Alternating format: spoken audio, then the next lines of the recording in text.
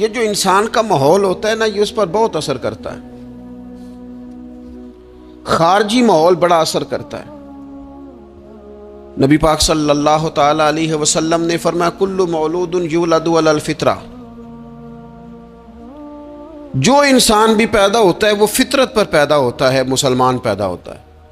نبی کریم نے فرمایا اگر اس کے والدین یہودی ہوں تو اسے یہودی بنا دیتے ہیں، عیسائی ہوں تو عیسائی بنا دیتے ہیں، مسلمان ہوں تو بچہ پیدا، یہ صحیح حدیث میں موجود ہے. اور ان لفظوں کے ساتھ موجود ہے کہ والدین اگر یہودی ہوں تو یہودی بنا دیتے ہیں، عیسائی ہوں تو. چلیں دو باتیں میں تشریح کے طور پہ عرض کر لوں. حضور نے فرمایا بچہ مسلمان پیدا ہوتا ہے، ماں باپ یہودی ہوں تو یہودی بنا دیتے ہیں، عیسائی ہوں تو. اب مجھے کیا لینے دو، اگر ماں باپ نمازی ہوں تو نمازی بنا دیتے ہیں، ماں باپ قرآن مجید پڑھنے والے ہوں تو قرآن مجید پڑھنے والا بنا دیتے ہیں، ماں باپ سچ بولنے والا ہوں تو بچوں کو سچ بولنے والا بنا دیتے ہیں، ماں باپ اگر رزق حلال کی تلقین کرنے والے ہوں تو امید ہے بچے بھی رزق حلال کمائیں گے. یہ حضور نے فرمایا ہے کہ بچہ مسلمان انسان نہ فطرت نیک ہوتا ہے. یہ بات آپ نے سمجھنی ہے. فی نفس ہی انسان مسلمان ہوتا ہے، فطرت پر پیدا ہوتا ہے. جھوٹ بولنے والا جو بندہ ہے نا، جو جھوٹ بولتا ہے وہ بھی جھوٹ سے نفرت کرتا ہے. آپ جھوٹے کو جھوٹا کہیں وہ ناراض ہو جائے گا. انسان فطرتن، کوئی نہیں سمجھ آئی آپ کو میں نے کیا کہا ہے. انسان فطرتن فی نفس ہی نیک ہوتا ہے، مسلمان فی نفس ہی پرہیزگار ہوتا ہے. اس کے مزاج میں اللہ نے نیکی، اگر کسی وجہ سے وہ غلطی میں الجھ گیا ہے، اس کا رزق ناپاک ہو گیا، لیکن اگر آپ اسے کہیں گے نا تو حرام کھاتا ہے تو ناراض ہو جائے گا. کسی وجہ سے کھا رہا ہے، اللہ معاف کرے، پر کہیں گے تو ناراض. یہ اچھا لوگ کیا کہتے ہیں؟ لوگ یہ کہتے ہیں دیکھو جی جھوٹ بولتا ہے، جھوٹا کھائے تو بگڑ گیا ہے. او بھئی یہ جو بگڑ گیا ہے نا، اس پر اللہ کا شکر ادا کر. کیوں؟ اس لیے کہ جھوٹ بولتا ہے پر جھوٹ کو پسند نہیں کرتا. وہ کسی وجہ سے رزق اس کا ناپاک ہے پر رزق حرام کو پسند، وہ رزق حلال والا کہلانا چاہتا ہے. انسان فی نفس ہی اپنے مزاج کے لحاظ سے برا نہیں ہوتا، لیکن جو اس کا ماحول ہوتا ہے نا، ارد گرد کے جو لوگ ہوتے ہیں، اس کا وہ اثر قبول. کیوں کہا اسلام نے پاک صاف رہنے کا؟ کیوں کہا طہارت کا؟ کیوں کہا صفائی نصف ایمان ہے؟ کیوں کہا کہ تم پاکیزہ رہو، یہ اسلام کا پسندیدہ عمل ہے؟ اس لیے کہ جب انسان کا ماحول صاف ستھرا ہوتا ہے تو اس کی طبیعت صاف ستھری ہوتی، اس کے ارد گرد اگر پاکیزگی ہوتی ہے تو وہ اجلا اجلا سا محسوس کرتا ہے. آپ 2-4 دن غسل نہ کریں تو کیا 2 من مٹی چڑھ جاتی ہے بندے پہ؟ کیا اس پر کلو کے حساب سے گرد چڑھتی ہے؟ کچھ بھی نہیں ہوتا. لیکن وہ جو تھوڑی سی بھی گرد ہوتی ہے وہ وجود کو، طبیعت کو ثقیل کر دیتی. آپ جب غسل کر لیتے ہیں تو آپ کو خود بخود اپنا آپ ہلکا ہلکا سا محسوس ہوتا ہے. یہ صفائی ستھرائی پاکیزگی ماحول کی یہ پسندیدہ عمل ہے. نبی اکرم صلی اللہ تعالی علیہ وآلہ وسلم نے اس ماحول کی خوبصورتی کو پسند کیا، اور حضور نے فرمایا ایسے لوگوں کے پاس بیٹھا کرو جن کے لہجے پاکیزہ ہوں، جن کا انداز اچھا ہو. اور مثال دی نبی پاک علیہ السلام. حضور فرمانے لگے اچھے دوست کی مثال اس طرح ہے جس طرح عطر فروش کی مثال ہوتی. اگر کوئی اس سے سامان نہ بھی خریدے، سودا نہ بھی خریدے، تو خوشبو تو آتی ہے نا. اور نبی پاک علیہ الصلوۃ والسلام فرمانے لگے برے دوست کی مثال دھونی دینے والے کی طرح سے. جس طرح اس کے پاس کوئی شخص بیٹھے تو اور کچھ بھی نہ ہو تو دھواں تو آئے گا کہ نہیں آئے گا؟ اسے کچھ نہ کچھ اس کے کپڑوں تک گرد پہنچے گی. اپنے ماحول کو ٹھیک رکھنا، اپنے ارد گرد صالحیت پیدا کرنا، اور اپنے دائیں بائیں نفاست پسندی کو لانا، یہ انسان کی بڑی ذمہ داریوں میں سے ذمہ داری ہے. ہمیں ہمارا دین منع کرتا ہے کہ کسی قوم کا طرز نہ اختیار کرو، مشابہت نہ اختیار کرو، کسی انسان کے، کسی غیر مسلم کے طریقوں کو نہ اپناؤ. فرمایا جس نے کسی غیر کا طریقہ اپنایا وہ انہی میں سے ہے. کسی غیر قوم سے مشابہت نہ اختیار کرو، اپنی الگ تمہاری تہذیب ہے، تمدن ہے، تم اگر اپنے طریقوں پر رہو گے تو نفاست پسند رہو گے، تمہارے ماحول میں اس کا اثر نہیں آئے گا۔ آپ دیکھ لیں، غور کر لیں، ہمارے ماحول میں آج کتنی خطرناک چیزیں داخل ہو گئی، نہ چاہتے ہوئے بھی داخل ہو گئی ہیں، نہ چاہتے ہوئے بھی۔ کئی جگہ پہ ویسے مطلب سفر کر کر کے بندہ نڈھال ہو جاتا ہے، جا کے نڈھال ہو، پھر کچھ ایسی جگہوں کی اگر دعوت ملتی ہے آپ کو تو آپ ویسے ہی پریشان ہو جاتے ہیں۔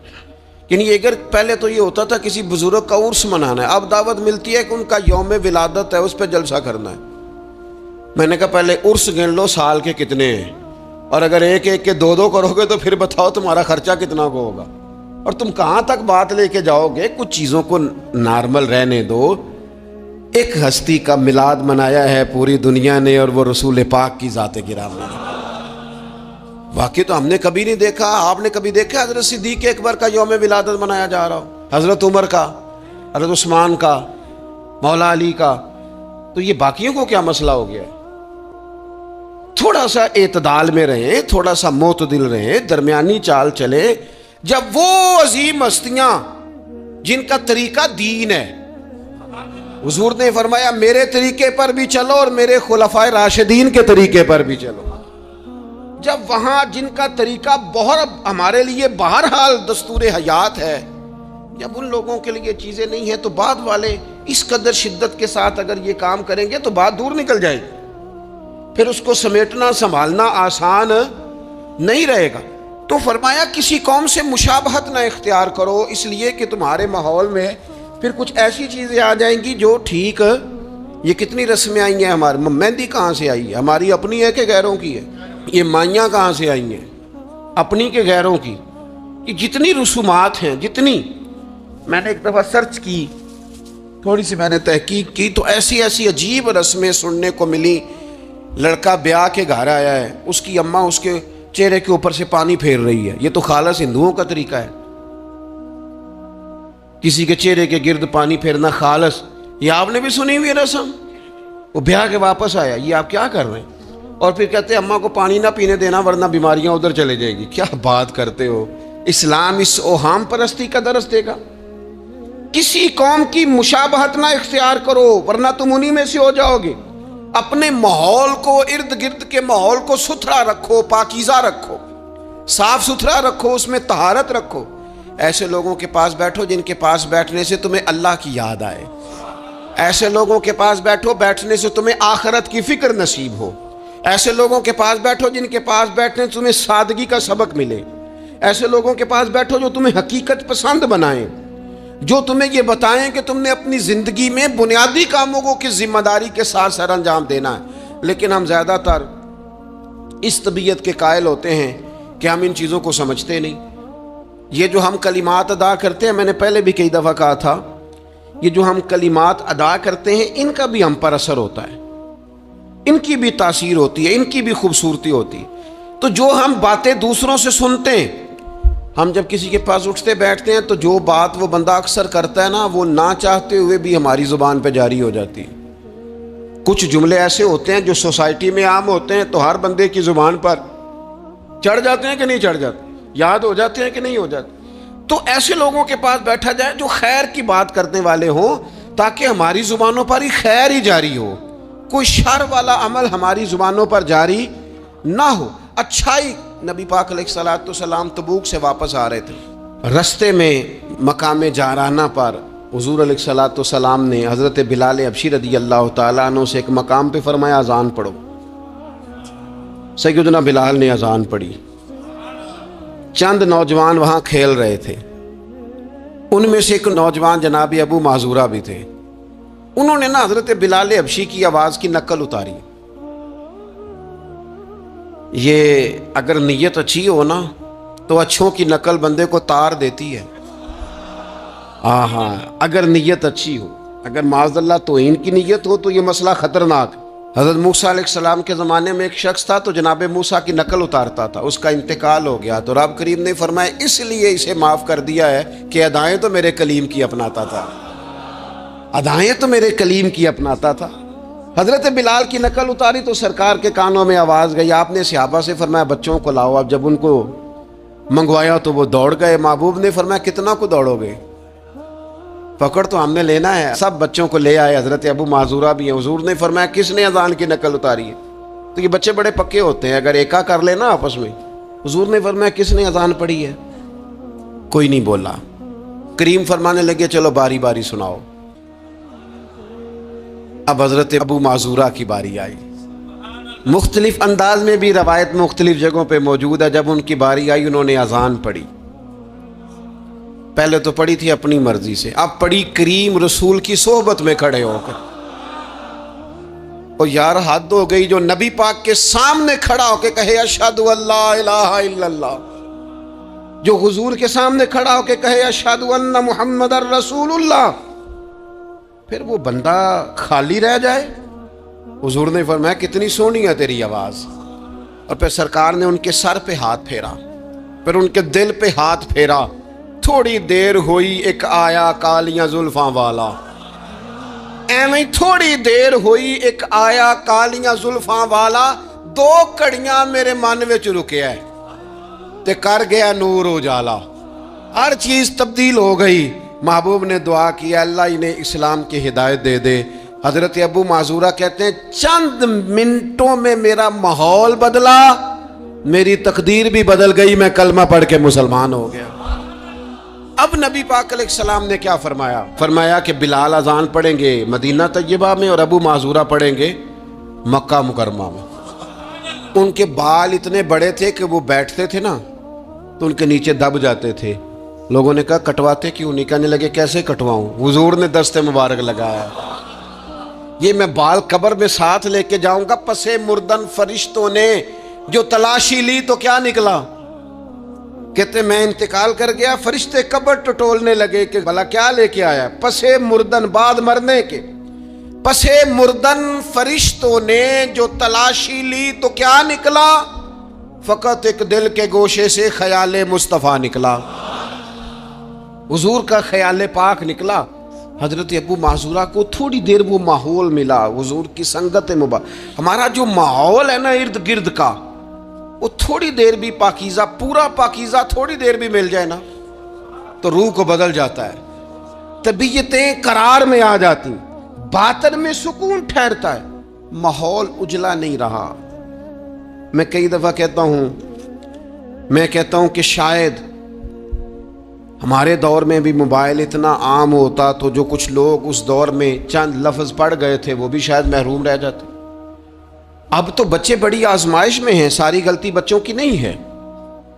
بچے بڑی آزمائش میں ہیں اس لیے کہ ان کے ارد گرد ماحول اتنا خطرناک ہے. وہ کیسے اثر قبول؟ سیانے بندے اثر قبول کرتے ہیں, سمجھدار لوگ اثر قبول کرتے ہیں, تو بچے بیچارے کیا کریں؟ ماحول بہترین بنانا, ماحول کو صاف رکھنا, اور بالخصوص اپنے گھر کے ماحول کو ٹھیک رکھنا, یہ بہت بڑی ذمہ داری. ہم یہ سمجھتے ہیں کہ صرف گھر اینٹوں اور پتھروں سے بنتا ہے.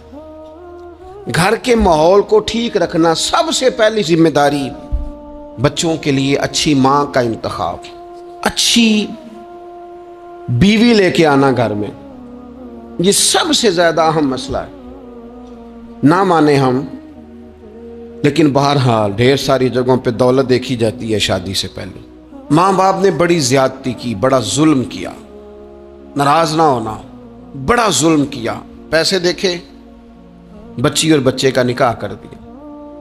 یہ اتنا بڑا زندگی میں آپ نے اپنی اولاد کے ساتھ ظلم کیا ہے کہ آپ تو سائیڈ پہ ہو جائیں گے, لیکن وہ بیچارہ ساری زندگی اس کو بھگتے گا. نبی پاک صلی اللہ تعالی علیہ وسلم نے الفاظ کو کھول کر, بات کو واضح کر کے بتایا تھا.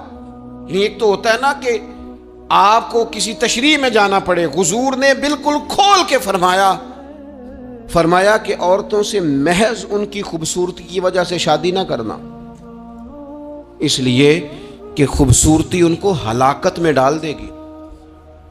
اور فرمایا محض ان کے مال کی وجہ سے شادی نہ کرنا, مال ان کو سرکش بنا دے گا. یا رسول اللہ صلی اللہ تعالی علیہ وسلم پھر کیا کریں؟ تو محبوب فرمانے لگے ان کی دینداری کی وجہ سے ان سے شادی کرنا.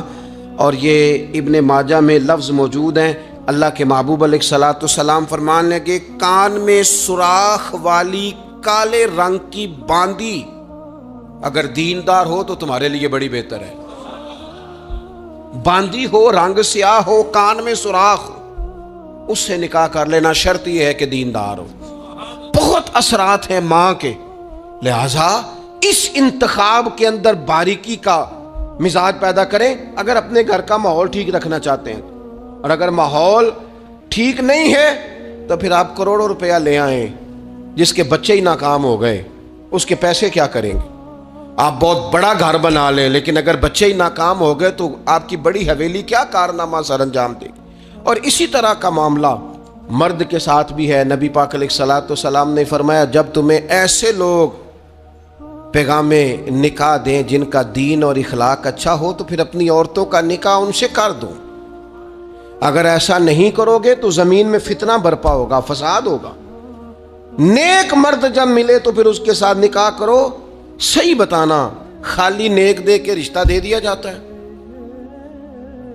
نیک ہے، دیندار ہے، اچھے اخلاق والا ہے، خالی تقویٰ دے کے لوگ رشتہ دیتے ہیں. بڑا کچھ دیکھا جاتا ہے، بڑا پس منظر دیا تو تنخواہ تھوڑی ہو تو کہتے ہیں کماتا ہی کچھ نہیں.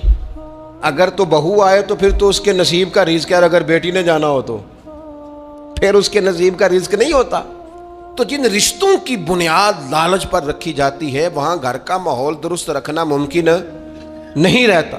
گھر کا ماحول اس وقت درست رہتا ہے جب تقویٰ کو، طہارت کو، پرہیزگاری کو، عمدہ اخلاق کو، عمدہ اطوار کو، اچھے نظریات، ستھرے مزاج کو، گھرداری کے ماحول کو جب پیش نظر رکھا جاتا ہے پھر حالات کچھ اور طرح کے ہوتے ہیں. لیکن ہمارے ہاں چونکہ یہ چیزیں دیکھی نہیں جاتی، اس پر غور نہیں کیا جاتا. اور میں نے پہلے بھی کہا ہے، پھر کہتا ہوں یہ بات ضروری ہے، اس پر آپ نے غور کرنا ہے. لوگ دیندار ہوں، دیندار نظر نہ آتے ہوں، تھوڑی سی اس پر غور کر لیں. دینداری کا لیبل نہ ہو، اندر دینداری موجود ہو، صرف بار بورڈ نہ ویزا ہو، اس کے اندر باقاعدہ تقویٰ ہو، پرہیزگاری ہو، اللہ کا خوف ہو، اور سب سے ضروری چیز اچھے اخلاق ہو. نبی اکرم علیہ السلام کی خدمت میں عرض کیا گیا تھا یا رسول اللہ ایک بی بی بڑا صدقہ کرتی ہے پر اپنی زبان سے تکلیف دیتی ہے پڑوسیوں کو، صدقات بڑے کرتی ہے، سخی بڑی ہے، تو حضور نے فرمایا دوزخی ہے. یا رسول اللہ ایک بوڑھی اماں پنیر کے خشک ٹکڑے صدقہ کرتی ہے، غریبنی ہے، پر یا رسول اللہ اخلاق کی بڑی اعلیٰ ہے.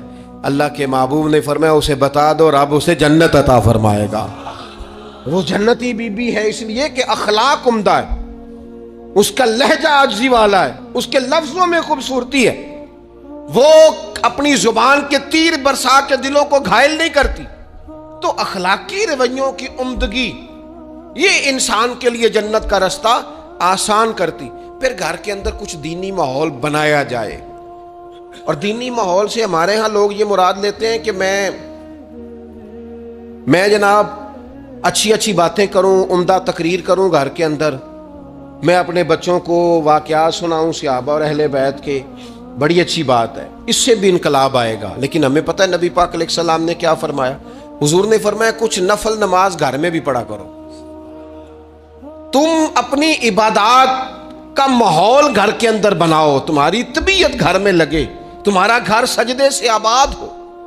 نبی اکرم صلی اللہ تعالی علیہ وآلہ وسلم نے فرمایا اپنے گھر کے اندر کچھ وقت گزارو عبادت میں. خود بخود تمہارے بچوں کو ہم نے دیکھا ہے گھر کے اندر نماز کی نیت باندھے تو جس چھوٹے بچے کو بالکل پتہ نہیں نہ ہوتا نماز کیا ہے، وہ بھی ساتھ آ کے کھڑا ہو جاتا ہے. سجدہ نہ کرنا آئے تو مصلی پہ لیٹ جاتا ہے. گھر کے اندر دین کی آپ تقریر نہ شروع کریں، آپ عمل کریں. آپ کا لہجہ میٹھا ہے تو مٹھاس آگے تقسیم ہوگی. آپ کے بچے جو انداز آپ کے والدین کے ساتھ آپ کا دیکھیں گے وہ رویہ آپ کے ساتھ اختیار کر لیں گے. اگر سچائی کا پہلو گھر کے اندر آئے گا تو بچے سمجھیں گے ہمیں سچ بولنا ہے. اگر وہ کبھی اپنے باپ کو حضور کی یاد میں روتا دیکھیں گے تو وہ بھی کہیں گے مدینے جانا ہے. اگر وہ کبھی نبی پاک علیہ الصلوۃ والسلام کی محبت کی گفتگو دیکھیں گے تو خود بخود وہ بات اتر جائے گی.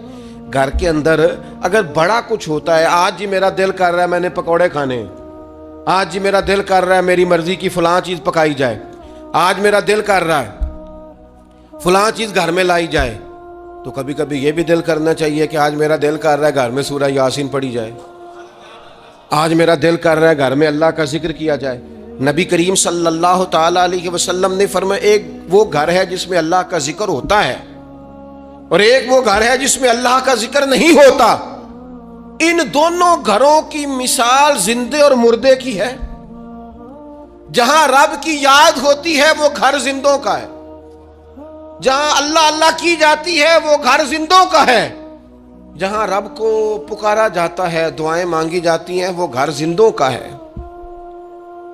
اور جہاں سویرے سارے سوئے ہیں, رات کو اعلیٰ کھانا کھایا, انہوں نے ٹھنڈے کمرے میں آرام کیا, ان کے لیے ساری نعمتیں ہیں, لیکن یہ کس قدر تکلیف کی بات ہے کہ نماز فجر کے لیے کسی ایک کی بھی آنکھ نہیں کھلتی. یہ کیا گھر ہے؟ یہ تو مردوں کا گھر ہے, یہ کوئی زندوں کا گھر ہے؟ یہ تو حضور علیہ السلام نے فرمایا زندہ اور مردہ کی مثال ہے, جہاں اللہ کی یاد کی جاتی اور جہاں نہیں کی جاتی. اپنے گھروں کو, اپنے گھروں کے ماحول کو اللہ کے ذکر کے ساتھ آباد کرنا. اور پھر ایک اور بات, جب ہم اچھے لوگوں کے پاس بیٹھتے ہیں تو اچھائی لے کے لوٹتے ہیں.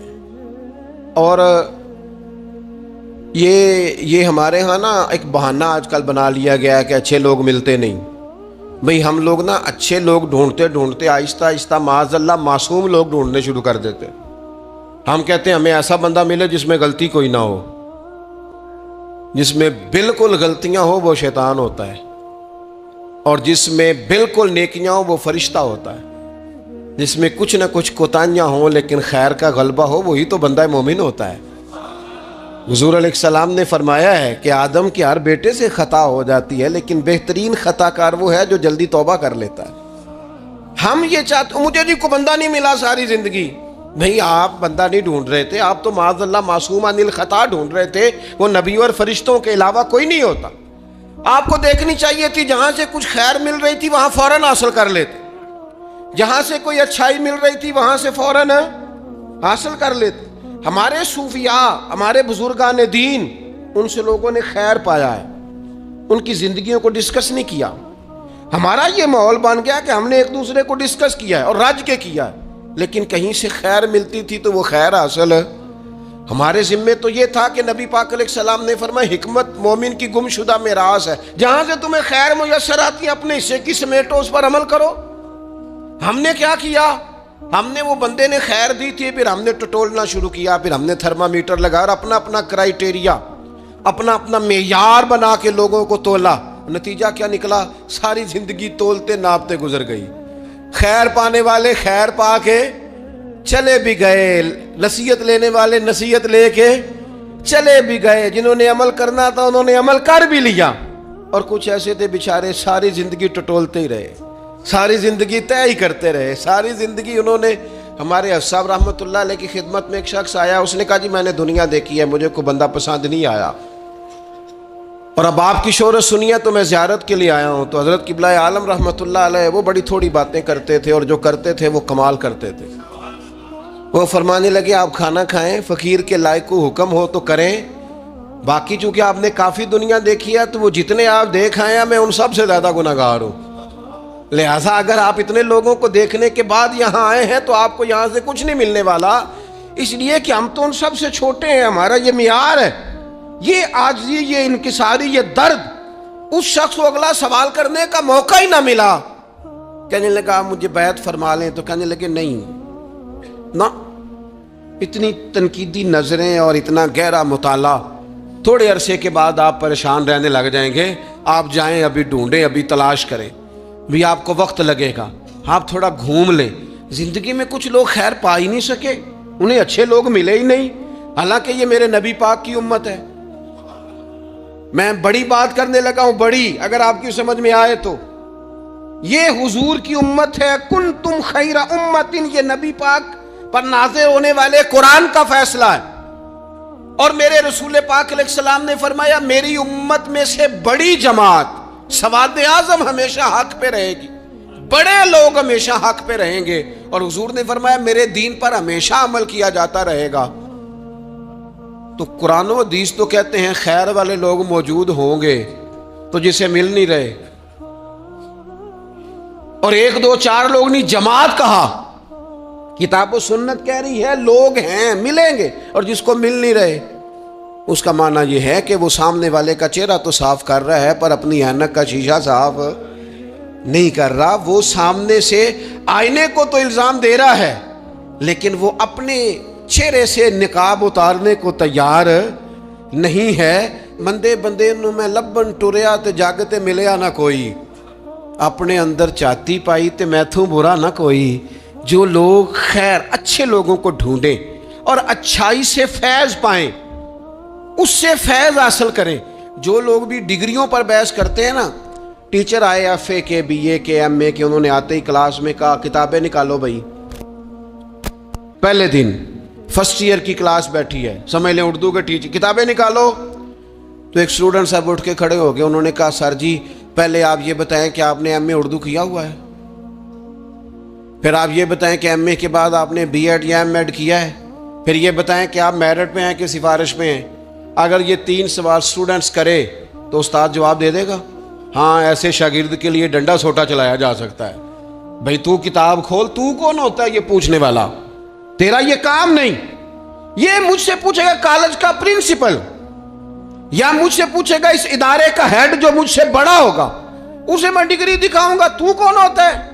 تیرے ذمہ یہ آیا ہے کہ تو مجھ سے پڑھ، کتاب کھول، میں تجھے پڑھاؤں. یہ تیری ذمہ داری. میرے دور کا سب سے بڑا مسئلہ یہ ہے کہ لوگوں نے کہا اولیاء کی ڈگریاں چیک کریں گے، معاذ اللہ یہاں تک کہ کہا پہلے صحابہ کی تاریخ دیکھیں گے، کون کس کے ساتھ مشاجرات میں تھا، پہلے وہ چیک کریں گے پھر فیض پائیں گے. ہمیں تو ہمارے نبی نے کہا تھا صحابی کا نجوم، میں نے یہ سارے تمہارے لیے ستارے بنائے ہیں، تم جس کے پیچھے چلو گے اللہ تمہیں ہدایت عطا فرما دے گا. لیکن یہاں لوگوں نے کہا ہم ڈگریاں دیکھیں گے. نقصان کیا ہوا؟ بے فیض رہ گئے. نتیجہ کیا نکلا؟ پا کچھ نہیں سکے. لازمی طور پر رزلٹ یہ برآمد ہوا کہ شر ہی شر پھیل گیا، فتنہ ہی فتنہ ہو گیا. ہمارے ذمے تو خیر لینا تھا، خیر نہیں لی، ڈگریوں پہ بحث کی، نتیجہ غلط برآمد ہوتا ہے. اپنی مومن کی گمشدہ میراث ہے حکمت، جہاں سے خیر کی بات ملے اسے لو. حضرت عبداللہ ابن عباس آپ فرمایا کرتے تھے بس ایک کام کرنا، لا تجالسوا اہل الہوا، جو لوگ ہوائے نفس والے ہوں، برے ہوں، ان کی مجلس نہ کرنا، بروں کے پاس نہ بیٹھنا. حضور کیا ہوگا؟ فرمایا اگر ان کے پاس بیٹھو گے نا تو تمہارا دل اور تمہاری روح بیمار ہو جائے گی، روح بیمار ہوگی، دل سخت ہو جائے. بروں کی صحبت سے اپنے آپ کو بچانا، اپنے ارد گرد کے ماحول میں خیر والے. داتا گنج بخش علی اجویری رحمت اللہ تعالی علیہ ارشاد فرماتے ہیں کہ ایک بندہ طواف کعبہ کر رہا تھا، بیت اللہ شریف کا طواف کر رہا تھا، اور وہ طواف کرتے کرتے نا دعائیں مانگ رہا تھا. یا اللہ میرے دوستوں کو نیک کر دے، یا اللہ میرے دوستوں کو پرہیزگار کر دے، یا اللہ میرے دوستوں کو اچھا کر دے. داتا صاحب فرماتے میں نے اس کا بازو تھام لیا، میں نے کہا یہ کیا دعا ہوئی، کوئی اپنے لیے بھی مانگ. تو کہتے ہیں وہ کہنے لگا حضور اگر میرے دوست نیک ہوئے تو میں انشاءاللہ خود بخود ہی ہو جاؤں گا، اگر میرے ارد گرد کا ماحول ٹھیک ہوا تو مجھے بھی خیر کی طرف لے جائیں گے. اگر ماحول ٹھیک ہو دائیں بائیں، ہم یہ کرتے ہیں کہ ہم نا کئی دفعہ اپنی آگ بجھاتے ہیں، پڑوسیوں کی بجھانے کی کوشش. میرے ابا جی پتہ کیا کہا کرتے تھے؟ وہ کہندے سن پتر جے گوانڈیاں دی اگ نہ بجھائیے تے اپنے گھر بھی آ جاندی. تو پڑوسی کی آگ کئی دفعہ اس لیے بھی بجھا دینی چاہیے کہ ایسا نہ ہو کہ اگر وہ جلتی رہی تو ہمارے گھر بھی. اپنے ماحول کو ٹھیک کرنا چاہیے، ارد گرد کے سارے ماحول، کیونکہ ماحول ٹھیک رہتا ہے تو اس میں رہنے والے بچے، اس کے اندر بسنے والے لوگ یہ بھی ٹھیک رہتے ہیں. اور اگر ماحول بگڑ جائے پھر سارا کچھ بگڑ جاتا ہے. اپنی مجالس کو عمدہ کریں. دوستوں کے ماحول میں نہ ایک دوست رواج ڈالے کہ یار ٹھیک ہے گپ شپ بڑی ہو گئی. میرے پاس حضور کا ایک فرمان ہے، یہ دیکھو میں موبائل میں لے کے آیا ہوں، اگر مجھے 2 منٹ دو تو میں اپنے کریم کی ایک حدیث نہ تمہیں سناؤں. تھوڑا سا تانا دیں گے، تھوڑا سا کہیں گے بہ جا تو ایڈا مولوی، پتہ ہے جتنا تو نیک ہے، تھوڑا سا کہیں گے، لیکن یہ 2-4 منٹ کے لیے ہوگا. اور حضور کی بندہ حدیث سنائے اور پھر سرکار کا فیض حاصل نہ ہو، پھر اللہ کی مدد نہ آئے. تھوڑا سا نہ ماحول بنایا جائے جہاں لوگ محنت کر کے جدوجہد کر کے یہ کام کرتے ہیں نا کہ چل یار تو مری تیرا خرچہ میں دوں گا، تو وہاں اگر تھوڑی سی کوشش یہ بھی کر لی جائے کہ یار میرے پاس سواری ہے، چل دونوں کٹھے مسجد چلتے ہیں، اپنے ماحول میں تقوی لایا جائے، صالحیت لائی جائے، ارد گرد کے ماحول کو اللہ رسول کی باتوں سے آراستہ کیا جائے، خیر بانٹنے کی کوشش کی جائے۔